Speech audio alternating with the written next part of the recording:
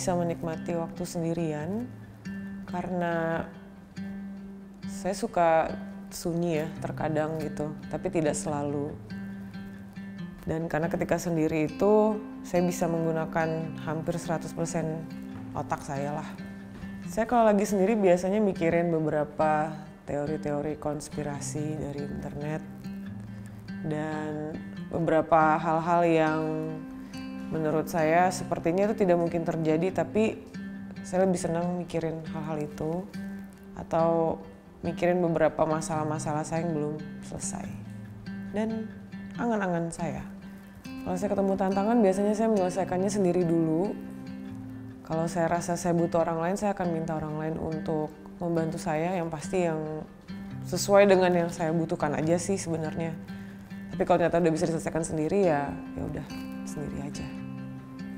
Sebagai musisi menurut saya waktu sendiri itu sangat berpengaruh untuk penulisan lagu dan lirik. Seringkali kalau misalnya lagi banyak orang atau ya di tengah keramaian lah ya, atau misalnya sedang bersama dengan teman-teman, saya malah tidak menemukan cara untuk ngorek-ngorek masa-masa lalu apa nih atau sedang mikirin apa gitu. Walaupun tidak jarang juga di tengah keramaian pun tiba-tiba suka ada nada yang masuk atau ada kata-kata yang masuk gitu. Biasanya tetap untuk penulisan lagu saya selalu bilang itu masa inkubasi, dan masa inkubasi itu harus dilakukan sendiri gitu. Lagu Sarwa ini ditulis di Jogja pada saat saya sedang bekerja, dan itu adalah momen sendiri sebenarnya. Justru karena momen sendiri jadinya bawaannya pengen main gitar atau menulis syair dan lain-lain gitu. Cuman yang terjadi pada masa itu adalah kita akan ada kayak flashback gitu ya. Mungkin kalau analoginya adalah seperti lagi bengong terus milih film. Nah itu saya lagi bengong terus saya milih masalah yang sekiranya trailernya bagus banget nih. Dan masalah itu yang jadi highlight saya di masa itu, dan akhirnya terjadilah lagu Sarwa di 2021. Dan yang membuat saya membuat lagu itu adalah spesifik karena saya sedang berada di Jogja. Hawa atau nuansa Jogja itu buat saya personal karena kebetulan kakek saya juga berasal dari sana. Dan saya juga berasal dari Jawa Tengah walaupun bukan Jogja. Dan entah kenapa ya Jogja selalu ada panggilan sendiri sih, saya juga nggak ngerti kenapa. Sarwa itu berasal dari makna semua, seluruh, indah, cemerlang, jadi legowo, ikhlas. Jadi saya mengartikan Sarwa ini sesuai dengan nama temennya teman saya, yang artinya juga bagus banget menurut saya. Ketika dilihat di KBBI juga sama, ternyata itu bahasa kita gitu. Dan dengan arti seluruh atau semua, berarti sebenarnya di sini dalam lagu ini, konteks lagu ini, kita sebagai manusia sudah selayaknya menyerahkan semuanya atau mengikhlaskan semuanya yang ada di dalam diri kita. Jadi selesai menulis lagu ini, saya sebetulnya sangat tidak mau lagu ini dirilis dimanapun. Karena lagu ini saya buat spesial dari saya untuk saya, jadi yang boleh denger cuma saya doang. Cuma Lava memang bersikeras dengan aransemen chamber orkestranya dia, dengan Aldi Nada, bilang, "Ci, lagu ini bagus dan semua orang layak tahu pesan atau isi kepala kau mengenai keikhlasan."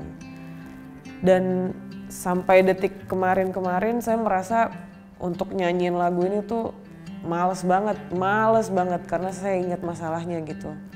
Tapi jadinya karena saya terus bawain, lama-lama saya jadi ikhlas juga. Jadi ikhlas itu juga bisa karena terbiasa juga sebenarnya. Dan menurut saya sampai sekarang makna ikhlas buat saya itu masih sama, yaitu telanjang. Sisi indah dari merelakan sesuatu itu adalah antara itu baik atau tidak, yang pasti ada kelegaan yang luar biasa kita punya gitu. Menurut saya pribadi, ikhlas itu atau merelakannya itu adalah sifat wajib manusia sih, karena memang pada dasarnya kan kita cuma sementara di sini. Dari lagu yang saya keep banget dan akhirnya saya merelakannya dia terlepas di udara sana. Saya berharap lagu ini bisa memberikan sesuatu sih untuk siapapun yang mendengarkannya, karena Ini spesifik juga untuk orang-orang yang pernah diomongin di belakang, pernah difitnah, pernah macam-macam deh, pasti kita pernah ya ngalamin itu. Dan terkadang untuk ngelupain itu tuh kalau inget lagi suka kesel gitu. Tapi kalau kita ngerelain pasti akan ada hal baik yang datang. Jadi aku berharap semoga bisa memberikan sesuatu yang membuat kalian jauh lebih memaknai hidup kalian ke depannya. Untuk teman-teman saya yang sedang sulit merelakan sesuatu, gak apa-apa, gak usah relain dulu. Merelakan itu konsepnya tidak dipaksa.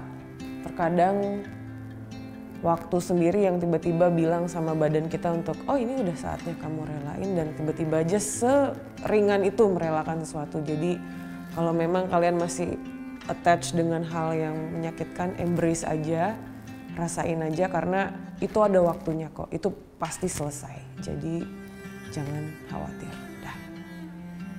Halo, saya Danila, terima kasih sudah menonton, semoga nice.